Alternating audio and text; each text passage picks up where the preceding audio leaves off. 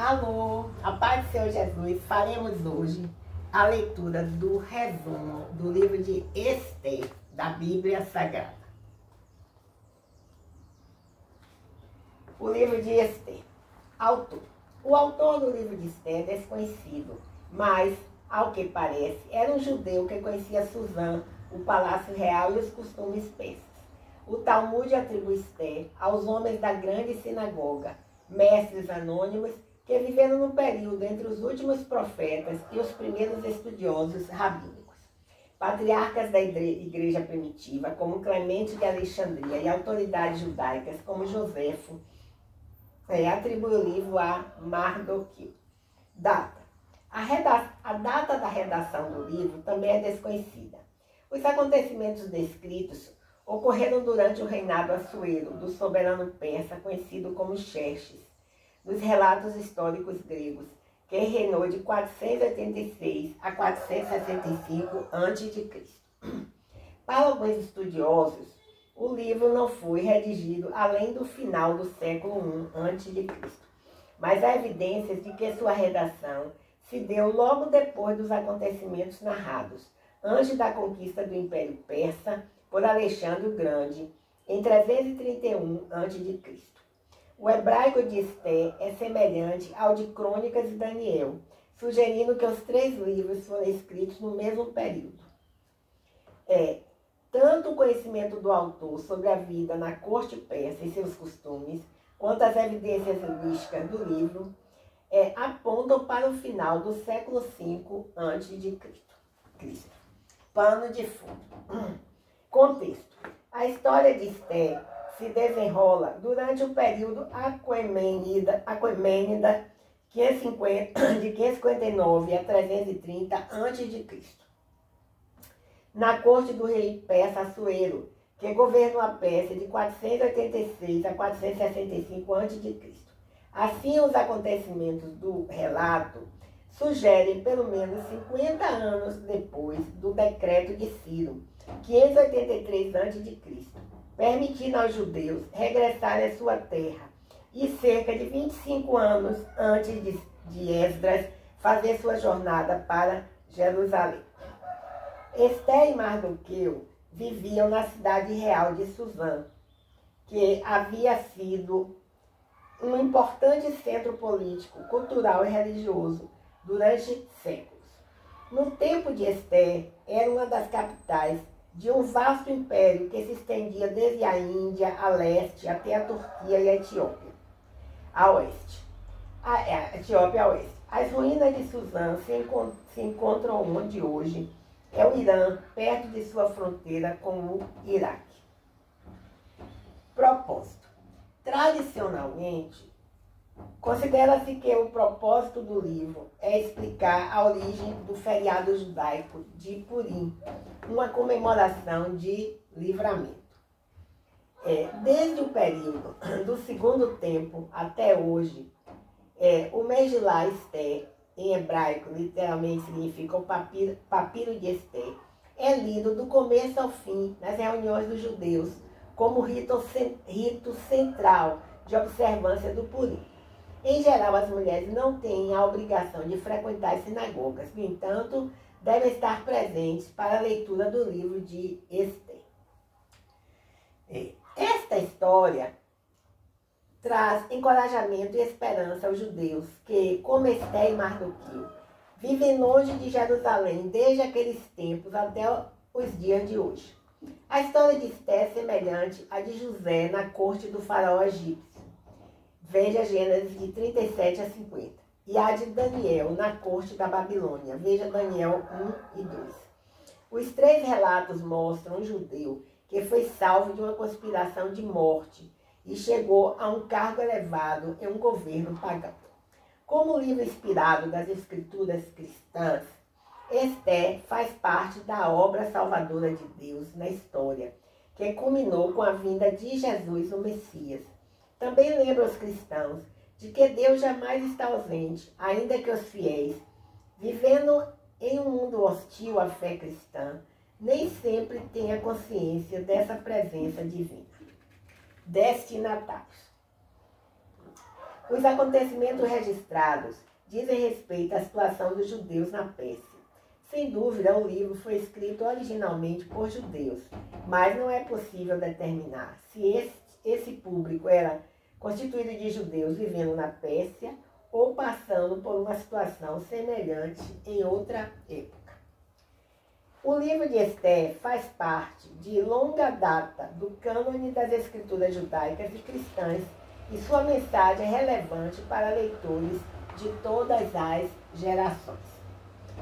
Características literárias. O livro de Esther relata em forma de prosa um acontecimento da história do povo judeu no período sob o domínio persa. No original hebraico, as palavras de abertura de Esther, em hebraico, tem uma palavra aqui, né? Não sei pronunciar, talvez vi. Literalmente aconteceu que também iniciam os livros históricos de Josué, Juízes e Samuel. A referência ao livro das crônicas dos reis da Média e da Pérsia, Esther 10:2, indica que no passado havia mais informações históricas disponíveis sobre Mardoqueu. Como estas características sugerem, a intenção do autor era que o relato fosse entendido de forma histórica. A ironia e o humor são recursos literários usados de forma apropriada para dramatizar os acontecimentos históricos. Temas. Uma das características mais evidentes do livro de Esther é a ausência total de referências a Deus, ao templo, a Jerusalém e à lei. Neste sentido, a obra parece um livro secular, cujo relato é apresentado no plano puramente humano da história. Não obstante, o livro trata do povo escolhido de Deus e faz parte tanto do cânone judaico como do cristão, devendo, portanto, ser entendido no contexto canônico da história da redenção. O tema principal do livro é o poder soberano de Deus para operar até mesmo por meio de pagãos, visando preservar e livrar seu povo. Os inimigos do povo de Deus, aqui retratados, possivelmente como os amalequitas, não podem prevalecer sobre os propósitos divinos, mesmo quando Deus parece estar estranhamente ausente. Veja Esther 3. O nome do feriado de Purim, ou Festa das Sortes, que comemora esse grande livramento, deixa claro que o destino do povo escolhido é determinado única e exclusivamente pelos propósitos de Deus. Bem, esboço. Aqui no esboço, ele fala o seguinte. Em algarismos romanos, ele seleciona 1, 2, 3, 4, 5 tópicos e algarismos romanos. Esses tópicos estão divididos em letras. No caso, pode ser A, B, C, D e até E. E cada uma dessas letras, A, B, C, estão subdivididas em subitens, numerados de 1, 2 e até 3. Aqui. 1 ou 2, não tem 3 não, tá bom? Então, vamos só ler. Tem várias referências ao lado, mas não vou ler as referências. Então, tópico 1. Ascensão de Esther ao trono da Pérsia. 1A. O banquete oferecido pelo rei. O A se divide em 1 e 2. Então, 1A1. O escândalo da rainha Vasti. E 1A2. A deposição da rainha Vasti. 1B. A escolha de uma nova rainha. 1B1, a seleção das candidatas, e 1B2, a escolha de Esther. Vejamos agora a leitura do tópico 2. O conflito entre Mardoqueu e Amã. 2A, uma tentativa de assassinato é frustrada por Mardoqueu. E 2B, a recusa de Mardoqueu em se curvar perante Amã. Vejamos agora o tópico 3. O plano perverso de Amã para aniquilar os judeus. 3A, a conspiração de Amã para destruir os judeus. E 3B, o apelo de Mardoqueu a Esther. Agora, o B se divide em 1 e 2. Então, 3B1, o plano da rainha Esther. E 3B2, o banquete da rainha Esther. Agora o tópico, a letra C, do tópico 3. Então, 3C. A conspiração de Amã para matar Mardoqueu. 3D, as honras concedidas pelo rei a Mardoqueu. E 3E, a revelação da conspiração de Amã. Tópico 4. A inversão da conspiração de Amã. 4A, a morte de Amã. 4B, a salvação dos judeus pela rainha Ester. 4B1, um novo decreto. 4B2, o regozijo dos judeus. E 4C, a destruição dos inimigos dos judeus. Agora façamos a leitura do tópico 5, a origem de Purim. 5A, a instituição da festa de Purim. 5B, o decreto da rainha Ester. E 5C, o renome de Mardoqueu. Bem, vejamos, já o resumo não há comentários, né? Então, encerramos assim o resumo, né, do livro de Ester, da Bíblia Sagrada. Só nos resta agradecer ao Senhor, né? Dizer muito obrigada, Senhor, pelo privilégio, pela honra de poder ler a sua palavra, com a palavra viva e eficaz, tá?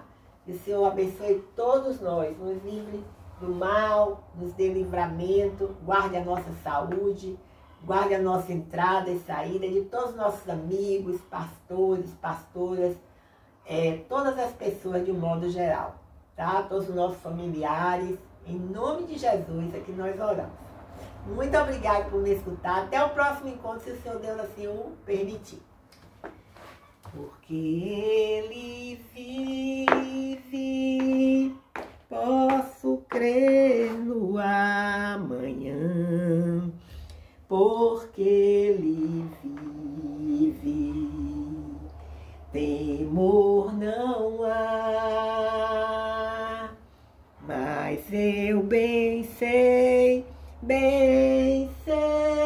que a minha vida está nas mãos